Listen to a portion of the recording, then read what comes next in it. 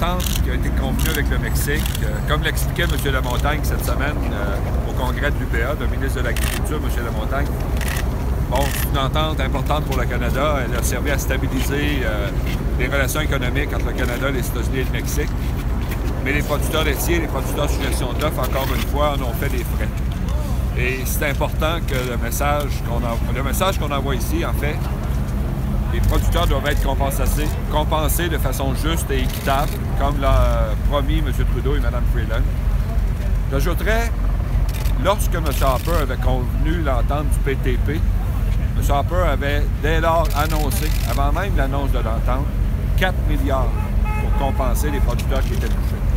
Depuis qu'on a eu l'entente, il n'y a eu aucun chiffre qui a été avancé. M. Trudeau a mis des comités en place, mais ça nous laisse perplexes devant la conclusion de ces travaux-là et les décisions que prendra le gouvernement. Alors, il y a de l'incertitude dans le milieu. Les producteurs vivent cette incertitude-là, retardent leurs investissements, ne savent pas trop sur quel pied danser actuellement. On a besoin de messages plus clairs que ceux qu'on a entendus jusqu'à maintenant. Voilà. M. Groslot, jusqu'à date... Les négociations sont en cours avec les gens du milieu. On en est où? Est-ce que votre téléphone a sonné? Non. Là, M. Letendre et M. Lampron pourront s'en dire plus. Et moi, ce que je dis, c'est que les pertes sont faciles à évaluer. Le 3 de marché avec les Américains, le 3 avec le PTP, l'importation des fromages européens, tout ça, c'est relativement facile à évaluer.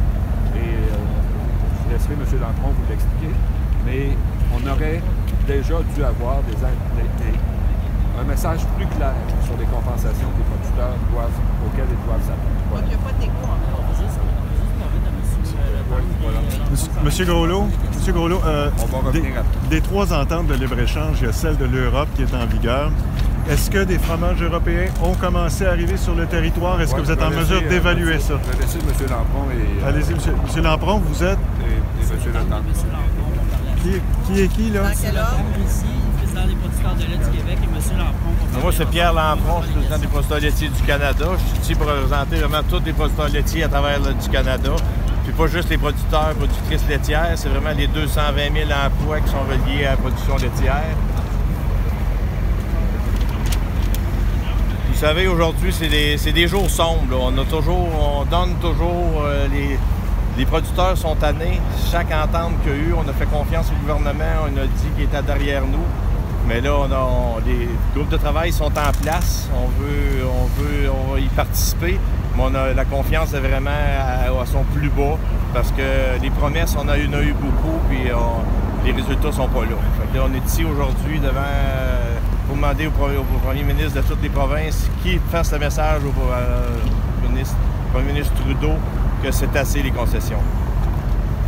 Vous savez, on est quasiment rendu à près de 20 %. On a donné à l'OMC, on a donné dans l'entente avec l'Europe, justement les fromages qui commencent à rentrer. On a l'entente avec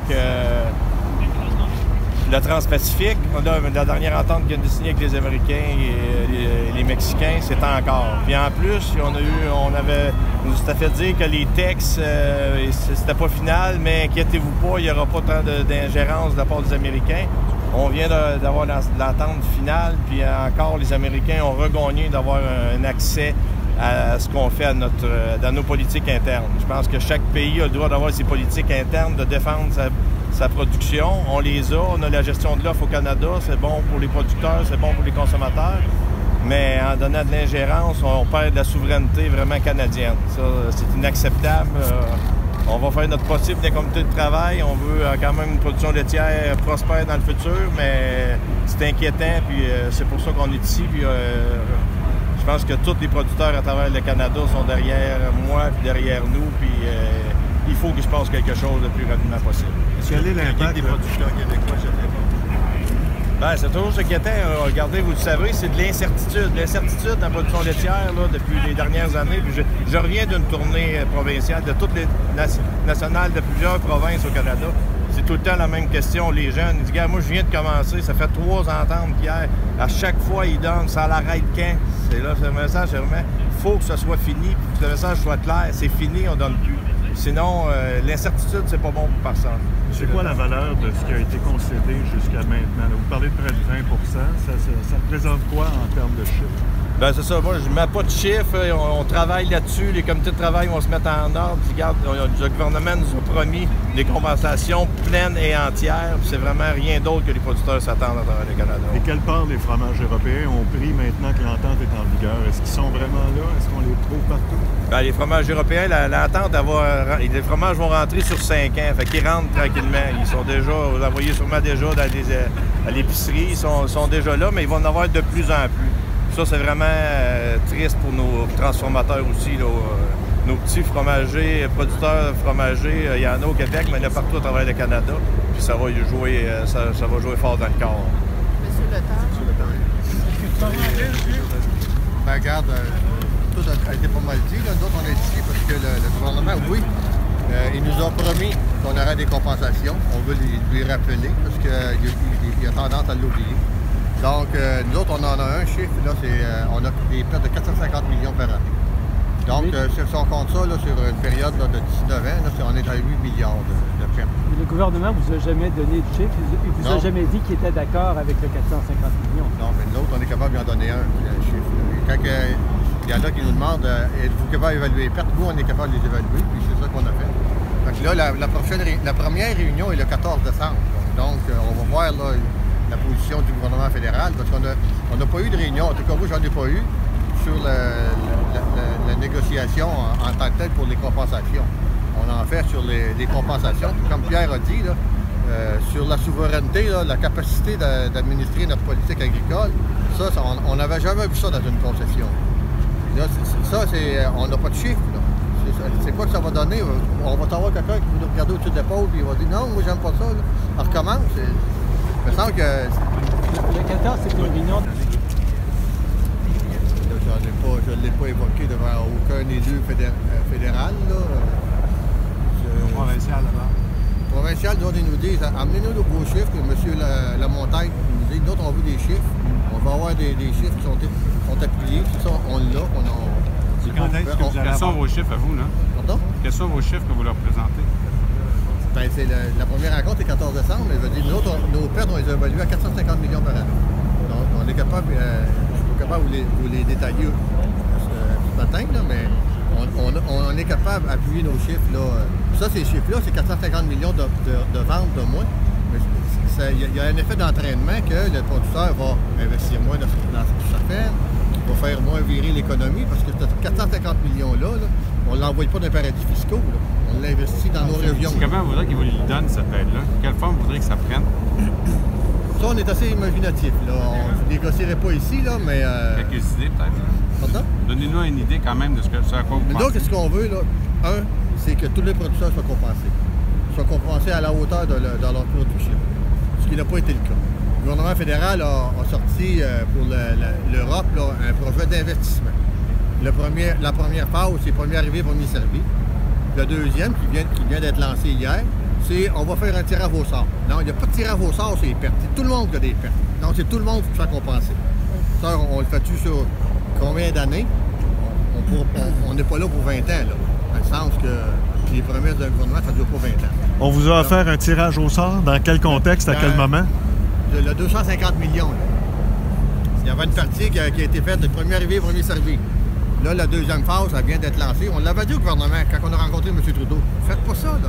Ça frustre l'industrie. Ça, c'est pas des compensations. C'est un programme d'investissement.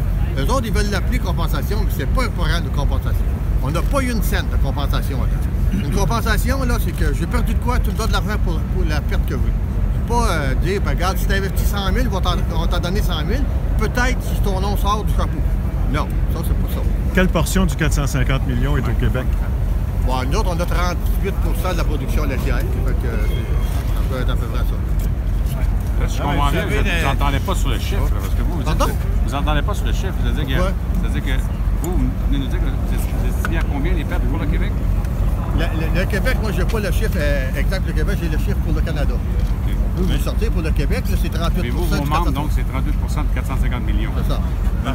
Une chose est importante dans ces groupes de travail-là, c'est la gestion de l'offre qu'on veut garder. Puis le gouvernement canadien, il veut aussi garder une gestion de l'offre forte, L'étiquetage, c'est bien important. Le consommateur veut savoir c'est quoi les produits canadiens. Mais ça, à un moment donné, ça prend des règlements qui vont l'obliger. Les frontières, c'est bien important.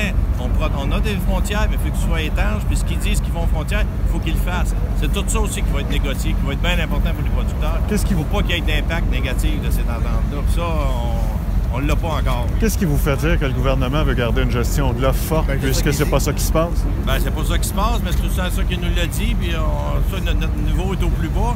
Il a mis les groupes de travail en place, on donne encore la chance, mais nous, on a besoin de la gestion de l'offre. Puis si le gouvernement ne veut pas, je pense que la population est en arrière de nous autres, parce qu'on a besoin d'en vivre sur nos fermes.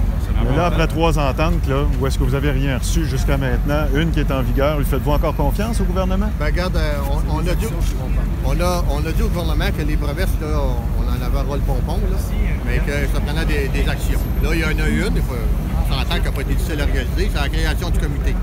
Donc, c'est la première fois qu'il y en a un comité. On va être bon joueur, on va y aller, on va travailler de bonne foi pour arriver à une entente.